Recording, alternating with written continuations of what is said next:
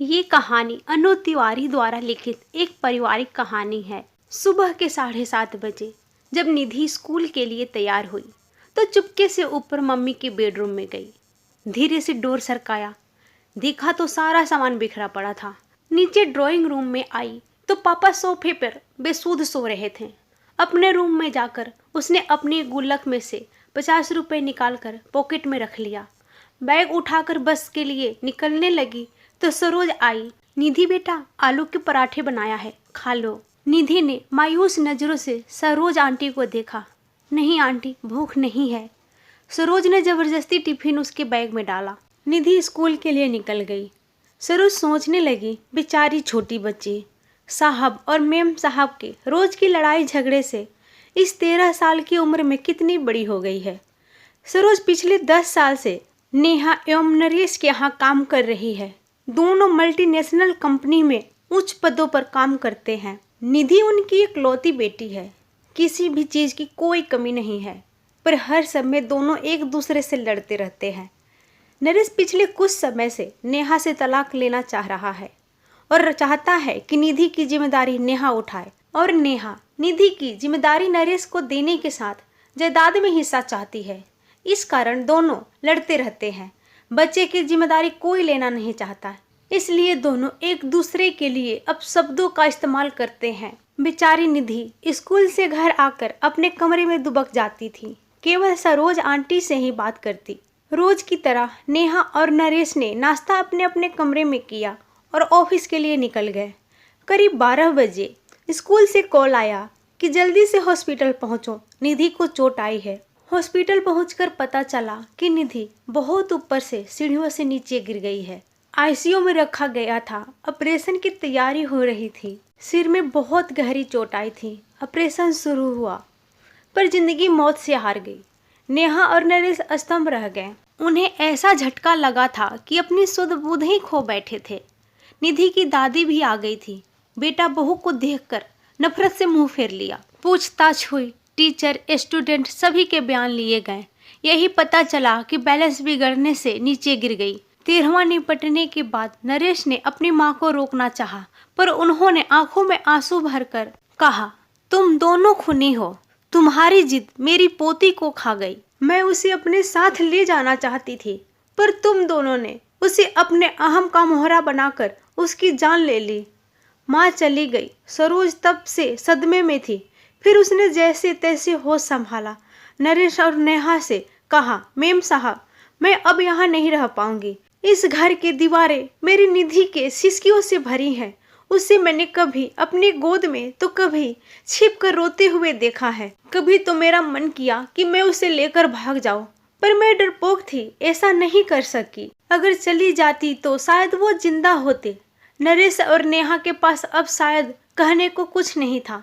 जैसे तैसे दिन बीत रहे थे। उनका लड़ाई झगड़ा एक अजीब सी बर्फ में तब्दील हो चुका था। उनकी सारी भावनाएं अंदर ही अंदर एक खामोशी अख्तियार कर चुकी थी। संडे का दिन था। बड़ी मुश्किल से नेहा ने निधि के रूम में जाने की हिम्मत जुटाई थी। महीनों दोनों उसके कमरे में कदम नहीं रखते थे। कैसे माँ बाप थे वो दोनों। उसका रूम, उसका बेड, तकिया, उसकी किताबें, उसकी पेंसिल, पेन, स्कूल बैग सब वैसा ही रखा था। अलमारी खोली तो उसके कपड़े नीचे गिर पड़े। उसका हल्का ब्लू नाइट सूट जिसे वो अक्सर पहना करती थी। नेहा रोते हुए अलमारी के सामान निकालने लगी, तब भी उसके हाथ में एक ब्लू कलर की डायरी लगी। उसने कांपते हाथों से उसे खोला।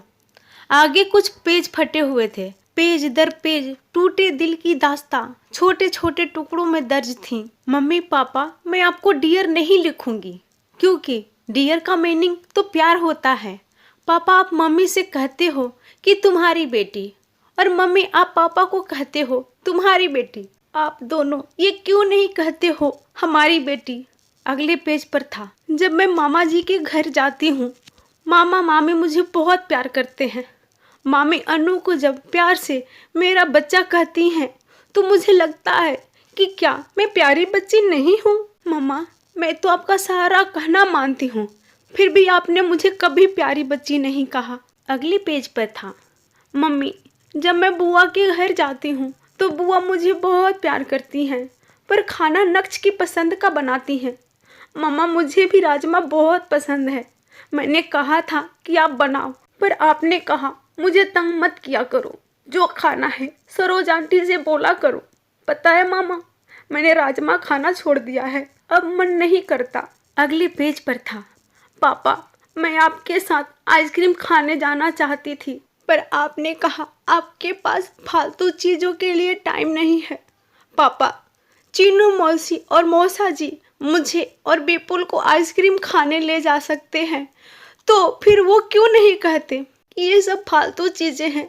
पता है मम्मी, मैं अपने घर से दूर जाना चाहती हूँ, जहाँ मुझे ये ना सुनाई दे कि निधि को मैं नहीं रखूँगी, जहाँ पापा की चिल्लाने की आवाज़ ना सुनाई दे।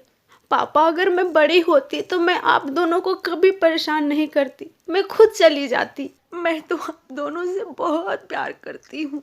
पापा, मम्मी, आप दोनों मुझसे प्यार क्यों नहीं करते? एक पेज पर था, I love you Saroj aunty, मुझसे प्यार करने के लिए, जब मुझे डर लगता है, अपने पास सुलाने के लिए, मेरी हर बात सुनने के लिए। और अंतिम पेज पर था, दादी आई लव यू, मुझे आप यहाँ से ले जाओ, आई प्रॉमिस कभी तंग नहीं करूँगी। नेहा डायरी को सीने से लगाकर जोर जोर से रो पड़ी। नरेश भी उसके रोने की आवाज़ सुनकर आ गया था। नेहा ने डायरी उसे पकड़ा दी। पेज दर पेज पलटते हुए उसके चेहरे का भाव बदलते जा रहा था। वह खुद को संभाल नहीं पाया, जमीन पर बैठ गया। नेहा रोते हुए बोली, नरेश पता है वो एक्सीडेंट नहीं, आत्महत्या थी, सुसाइड था। जिस रिश्ते को हम बोझ समझते थे, हमारी निधि ने उससे हमें आज़ाद कर दिया।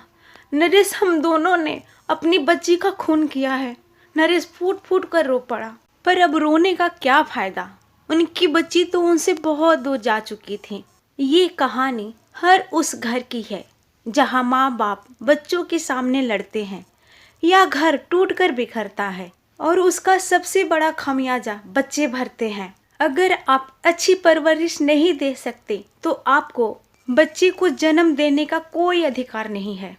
अच्छी परवरिश रुपए पैसे सुख सुविधाओं से नहीं होती। इसका मतलब यह है कि आप अपने बच्चों की ज़रूरत के समय उनके कितने करीब हैं।